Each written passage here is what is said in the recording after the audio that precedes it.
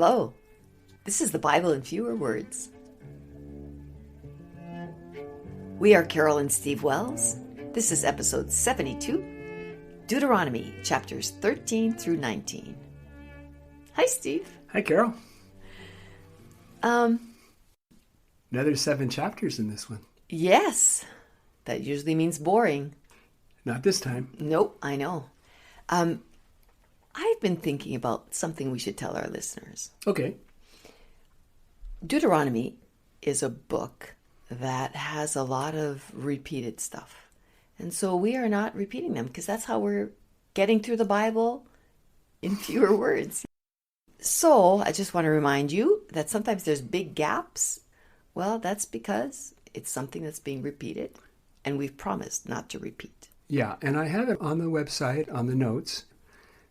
We may not even mention them as we go past them. Yeah, because even mentioning them is taking up more time. Yeah. Okay, great. Are you ready? I am. Chapter 13, verse 1. If there is a prophet or dreamer among you who gives a sign or a wonder, and that sign or wonder comes to pass, and he asks you to follow other gods which you haven't known, don't listen to him. God has sent him to test you, to see whether you love him.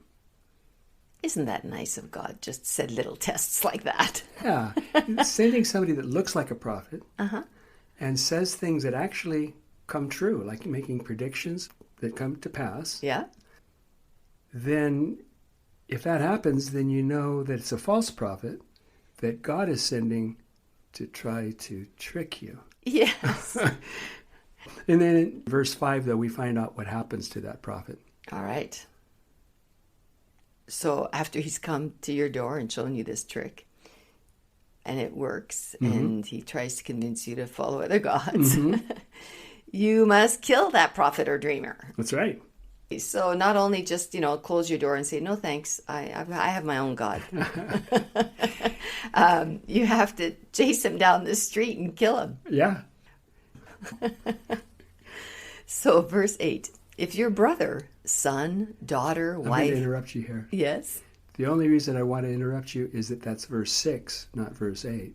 Oh, I guess I'm standing too far away from But not so much that. This next passage is one of the ones that I use the most in the entire Bible.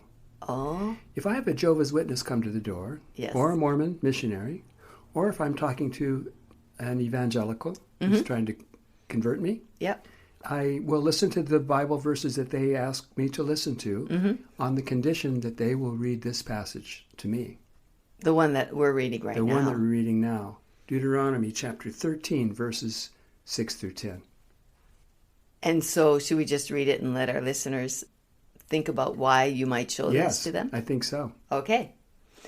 Verse 6. If your brother, son, daughter, wife, or friend asks you to serve another god, one which you haven't known, don't agree with him or pity or spare or conceal him. Rather, you must kill him. Your hand must be the first to strike him, and then the rest of the people will strike him, I guess. Yeah. You must stone him with stones until he is dead. Okay, so at that point, do the people who are at the door listening to you just say, all right, I need to go now. Thank you, sir.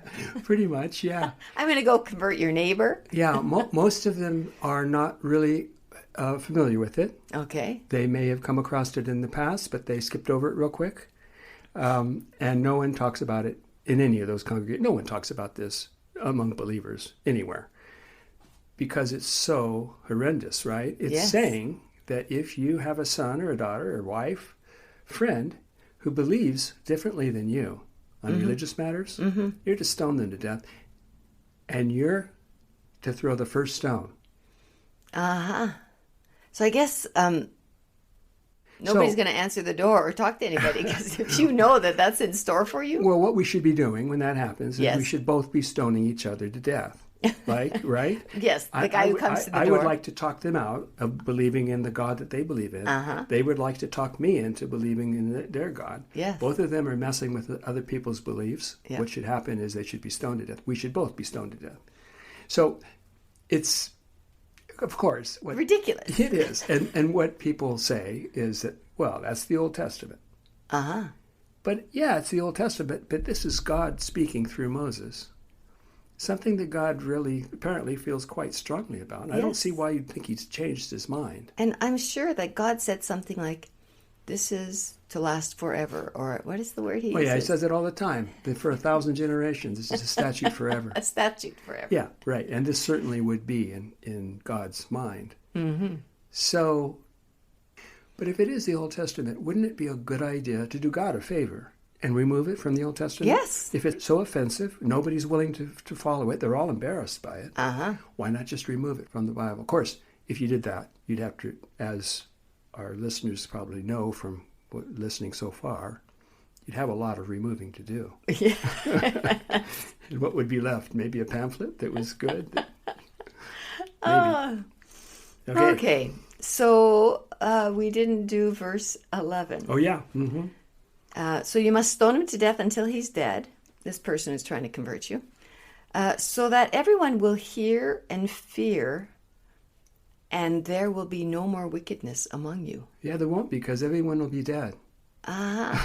Or scared to death. Yeah, I mean, pretty much, I think everyone would be dead, because you're going to run into people who believe differently than you. Yeah. When you do, they should stone you to death. Mm-hmm. If you Are speak out, first. or if you encourage them to change their beliefs.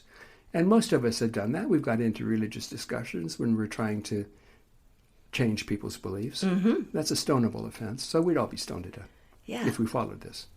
So, I always think, well, it's good to have people who don't think alike talk to each other, but I don't necessarily... I don't know where I'm going with this. Okay. All right. Well, it doesn't get any better in the next passage. Oh, okay. You want to take verse 12? Okay. If you hear of a city where people say, let's serve other gods that you haven't known, investigate to see if it's true. I wouldn't do that if I were you.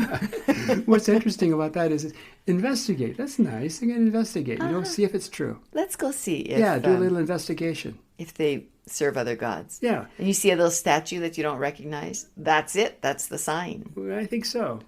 So it says, if you find, after your investigation, that it's true, kill everyone in the city, even the cattle. Even the cattle? And burn it down. That just doesn't seem fair to the cows. By so doing, God's fierce anger will turn away from you, and he'll be merciful to you. So of course, you're going to be a basket case because you just, murdered a bunch of people. So can you imagine? I mean, Salt Lake City would definitely be in trouble here, right? Yes. But there isn't any city, no matter what city you pick, wherever it is located, how large or small, that there's not going to be some unbelievers or disbelievers, people who believe differently than you. Mm-hmm. So if you do an investigation, you will find some people. And it doesn't say how many. Now, God destroyed all of Sodom, right? Yeah. Because he couldn't find 10 good guys. Yeah. 10 good people. So I suppose maybe we could use that as a rule. If you can't find 10 people in a city, then... that don't serve another god. Yeah, that's right. Actually, this is just saying if you find people in that city that worship another god. It doesn't say a majority. No, it doesn't say how all many. of them. Or... Right. Anyway, so we're going to be killing all of our families and friends, and now we're going to be destroying entire cities if we were to believe this. Uh-huh. Okay. This is a lot of stuff. Yeah, well, that is disturbing. Yes, it is. And now I'm so disturbed I can't remember where we are. Chapter 14. Chapter 14. So that was chapter 13. We've done one chapter. Yes, that's right. We've got to move along here. Yes, we do. Okay, chapter 14. Don't cut yourself or shave between your eyes for dead people. So when I first read this line, I thought, what the heck are they talking about? So it's like in honor or in memory of the dead people. Yeah, it's a way of mourning. Right? Yes. And it kind of makes sense. It's fairly common in other cultures where you will cut yourself or kind of hurt yourself as a means of, you're in pain. Yeah. And you want to remember that pain because you love that person. Right. So today it might be something like people who get a tattoo. So that they remember, mom. Right. And so that might actually be involved in this. I don't know. Mm-hmm. I don't know what shaving between your eyes would be. I have a few friends who have unibrows. Okay. But then nobody else could do it? I think it's probably more It's not really between your eyes. It's on your forehead, but it's at the top of your head. I don't know. I'm not sure. Make a little tincture, or make a little bald spot there so that you remember your dead loved ones. Maybe. Yeah, could be. And then it'll grow back. Anyway, don't do that. No, I won't do that. Okay. You are a holy people to God. He likes you better than everyone else on earth. Aren't those people lucky? Yeah. And that's all we're going to say about chapter 14. Okay, chapter 15. Verse 7. Lend to poor Israelites. Well, that's nice. It is. Very nice. And, there's the other rules about usury. Like, you can't lend money at really high interest rates. Uh-huh. So you're lending money at a reasonable interest rate, and you're helping out your Well, it fellow doesn't say how man. much interest. It could be like we have a lot of loan to title, or title to loan to payday. They charge poor people high interest, right? Uh-huh. Okay. There will always be poor people. Be generous to them. Well, that kind of takes care of it. You wouldn't be generous if you were charging high interest rates. That's correct. Okay, and that's all for chapter 15. We are really moving along. And the beginning of 16. So this is chapter 16, verse 18. Judges and officers should strive to be impartial and should never take a bribe. Another good thing. Yes, we are hitting some good things. Yeah. All right, verse 21. Don't plant a grove of trees near an altar or set up any image that God hates. Well, that's a little weird. Yeah, it is. But it says groves on hilltop things that God doesn't like. Yeah. Chapter 17. Oh boy. Stone to death those who have religious beliefs different than your own. He's really caught on this, isn't he? Yeah. You must have 2 witnesses to stone someone to death.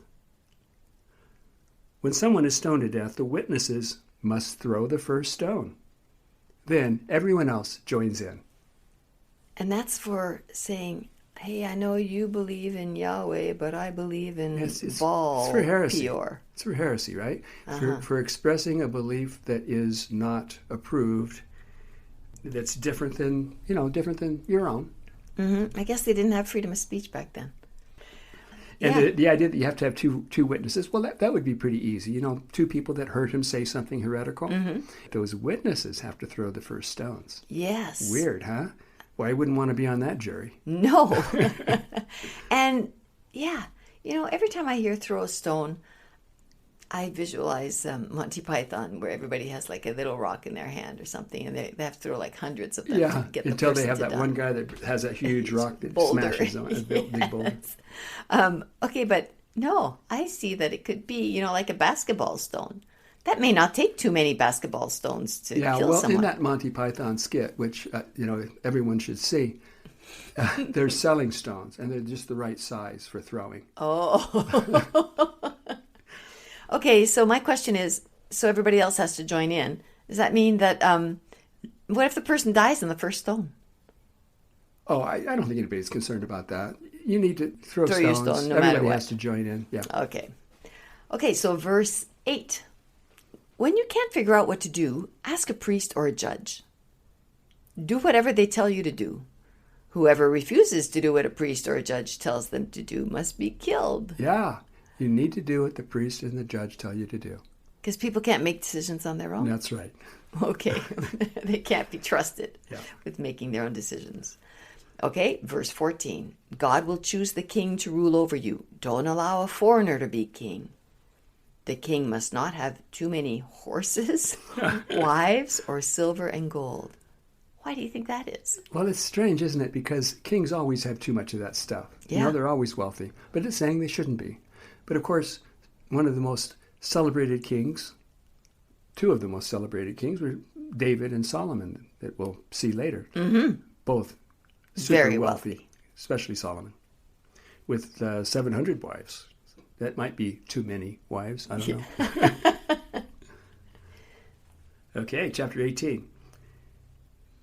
No one among you shall make his sons and daughters pass through the fire. And that would be sacrificing, that we've been hearing now and then. And disgusted. That some of the surrounding gods apparently had child sacrifice where their children were burned for God. Don't do that, he's saying. I think he's kind of right about that. Yep.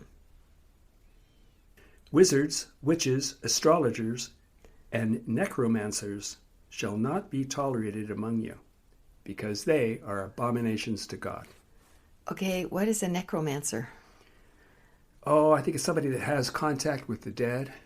Oh, okay. So sometimes people who do seances and try Yeah, I think that kind of thing. God doesn't like those people. No. Abominations. Mm-hmm. Okay. Verse 15. God will raise up a prophet like me, Moses, from among you. Obey him. Yeah, this is a verse that is referred to by many different groups. Christians think it referred to Christ. Mm-hmm. Muslims think it referred to Obama. Sorry, Muhammad. And who would the Mormons think it refers to? Oh, Joseph Smith. Yeah. Yes. So they all have their idea of who this prophet that was prophesied by Moses will be. Okay, verse 20. Any prophet who presumes to speak words that I haven't commanded him to speak must be killed. How are you going to know that? Well, it tells you right here. Okay, if you say, how will we know if it's what God has spoken? Here is the answer. If the thing that he says comes true, it's from God. If it's not, it's not. Don't be afraid of him. Well, wait a minute.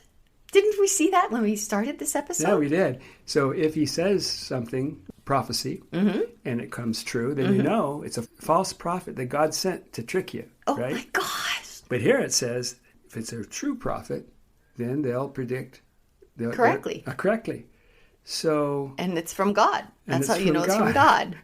Yeah. Sounds like it's a risky business to be a prophet. Yes, it is. And yeah, those are hard tests to pass. Yeah. It's very puzzling because I don't know how you apply those two rules all at once, right? Yeah, no. And now we have chapter 19, verse 14. Don't remove your neighbor's landmark. I guess those are the things that mark your property in the four corners. I think so. I guess it's the boundary, the corners of your property. Well, that would kind of be like stealing their land. Yeah, it seems like kind of a good rule, I guess. Mm-hmm. 2 or more witnesses are required to establish the guilt of any crime. This is also something that's used quite a bit by some religious groups, the Jehovah's Witnesses in particular. They have to have 2 witnesses. You know, they disfellowship people, but they can't do it unless there's 2 witnesses. Do unto false witnesses as the criminals intended to do to their victims. Horrible rule, isn't it? Yes. So a false witness, somebody that says, you murdered someone. Commits perjury, right? Uh-huh. Then whatever that person is accused of, you have to do the same crime to them. Yeah. So if it's murder, you have to be killed. Yeah. Okay. All right. Well, that was our last verse for the day. Don't be a false witness. Nope. Or it could be really rough on you. Yeah. A lot of warnings in this chapter. A lot of warnings. You got to watch out for. Okay. Wow. This was kind of a lot of stuff. Yeah, it was. A lot of chapters and a lot of interesting things. Mm-hmm. Cool. Thank you for teaching that to me. Oh, sure. And listeners, we will see you next time. Bye. Bye-bye.